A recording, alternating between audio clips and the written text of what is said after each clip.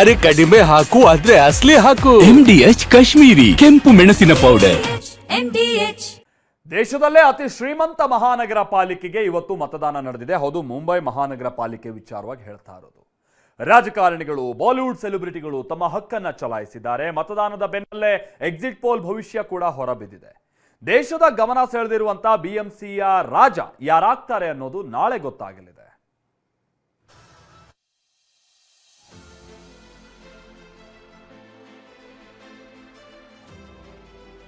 ಮುಂಬೈ ಮಹಾನಗರ ಪಾಲಿಕೆಯಲ್ಲೂ ಬಿಜೆಪಿ ಪಾರುಪತ್ಯ. ಮತದಾನೋತ್ತರ ಸಮೀಕ್ಷೆ ಪ್ರಕಾರ ಬಿಜೆಪಿಗೆ ಮಹಾಪಾಲಿಕೆ. ಬಿಎಂಸಿಯಲ್ಲಿ ಠಾಕ್ರೆ ಸಹೋದರರಿಗೆ 2ನೇ ಸ್ಥಾನ. ರಾಷ್ಟ್ರ ರಾಜಕಾರಣದ ಗಮನ ಸೆಳೆದ ಮಹಾರಾಷ್ಟ್ರದ 29 ಮಹಾನಗರ ಪಾಲಿಕೆಗಳಿಗೆ ಇಂದು ಮತದಾನ ನಡೆದಿದೆ. ಆದರೆ ಎಲ್ಲರ ಚಿತ್ತ ನೆಟ್ಟಿದ್ದು ಮಾತ್ರ ಬಿಎಂಸಿ, ಅರ್ಥಾತ್ ಬೃಹತ್ ಮುಂಬೈ ಮಹಾನಗರ ಪಾಲಿಕೆ ಮೇಲೆ. ದೇಶದಲ್ಲೇ ಅತಿ ಹೆಚ್ಚು ಮೊತ್ತದ ಬಜೆಟ್ ಹೊಂದಿರೋ ಮುಂಬೈ ಮಹಾನಗರ ಪಾಲಿಕೆ ಬಿಜೆಪಿ, ಉದ್ಧವ್ ಠಾಕ್ರೆಯ ಶಿವಸೇನೆ ಬಣ, ಕಾಂಗ್ರೆಸ್ ನಡುವಿನ ತ್ರಿಕೋನ ಸಮರಕ್ಕೆ ಸಾಕ್ಷಿಯಾಗಿದೆ. ಮುಂಬೈನ 227 ವಾರ್ಡ್ಗಳಲ್ಲಿ ಭರ್ಜರಿ ಮತದಾನ ನಡೆದಿದ್ದು, ಪ್ರಮುಖ ರಾಜಕಾರಣಿಗಳು, ಬಾಲಿವುಡ್ ಸ್ಟಾರ್ಗಳು, ಕ್ರಿಕೆಟ್ ತಾರೆಯರು ಹಾಗೂ ಉದ್ಯಮಿಗಳು ತಮ್ಮ ಹಕ್ಕು ಚಲಾಯಿಸಿದರು.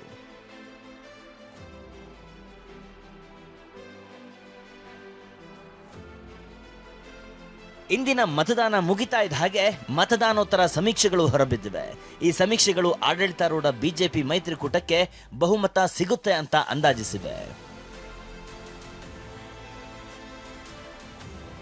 ಆಕ್ಸಿಸ್ ಮೈ ಇಂಡಿಯಾ ಸಮೀಕ್ಷೆ ಪ್ರಕಾರ ಬಿಜೆಪಿ ಮೈತ್ರಿಕೂಟಕ್ಕೆ 138ರಿಂದ 151 ಸ್ಥಾನಗಳು ಸಿಗುವ ಸಾಧ್ಯತೆ ಇದ್ದು, ಕಾಂಗ್ರೆಸ್ ಮೈತ್ರಿಕೂಟಕ್ಕೆ 12ರಿಂದ 16 ಸ್ಥಾನಗಳು, ಉದ್ಧವ್ ಠಾಕ್ರೆ ಶಿವಸೇನೆ ಬಣಕ್ಕೆ 58ರಿಂದ 68 ಸ್ಥಾನಗಳು ಹಾಗೂ ಇತರರಿಗೆ 6ರಿಂದ 12 ಸ್ಥಾನಗಳು ಸಿಗುತ್ತೆ ಅಂತ ಭವಿಷ್ಯ ನುಡಿದಿದೆ. ಜನಮತ್ ಸಂಸ್ಥೆಯ ಸಮೀಕ್ಷೆ ಪ್ರಕಾರ ಬಿಜೆಪಿ ಮೈತ್ರಿಕೂಟಕ್ಕೆ 138, ಕಾಂಗ್ರೆಸ್ ಮೈತ್ರಿಕೂಟಕ್ಕೆ 20, ಉದ್ಧವ್ ಠಾಕ್ರೆ ಶಿವಸೇನೆ ಬಣಕ್ಕೆ 62 ಹಾಗೂ ಇತರರಿಗೆ 7 ಸ್ಥಾನಗಳಲ್ಲಿ ಗೆಲುವು ಸಿಗೋದಾಗಿ ಭವಿಷ್ಯ ನುಡಿದಿದೆ. ಜೆವಿಸಿ ಸಂಸ್ಥೆ ನಡೆಸಿರೋ ಸಮೀಕ್ಷೆ ಪ್ರಕಾರ ಬಿಜೆಪಿ ಮೈತ್ರಿಕೂಟಕ್ಕೆ 138 ಸೀಟ್, ಕಾಂಗ್ರೆಸ್ ಮೈತ್ರಿಕೂಟಕ್ಕೆ 23, ಉದ್ಧವ್ ಬಣದ ಶಿವಸೇನೆಗೆ 59 ಹಾಗೂ ಇತರರಿಗೆ 7 ಸೀಟ್ ಸಿಗುತ್ತೆ ಅಂತ ಹೇಳಲಾಗ್ತಿದೆ.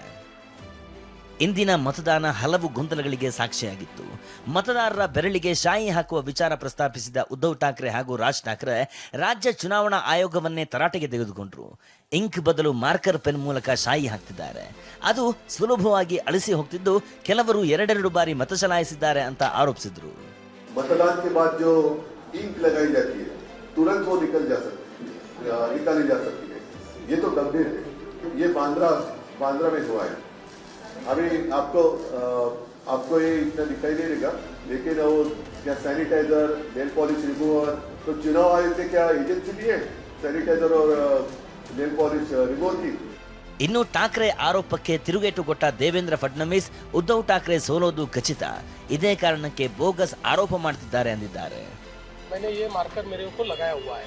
अब इसको मिटा के दिखाइए. देखिए कहीं मिट रहा है. देखिए आपके सामने कर रहा हूँ, कहीं मिट रहा है.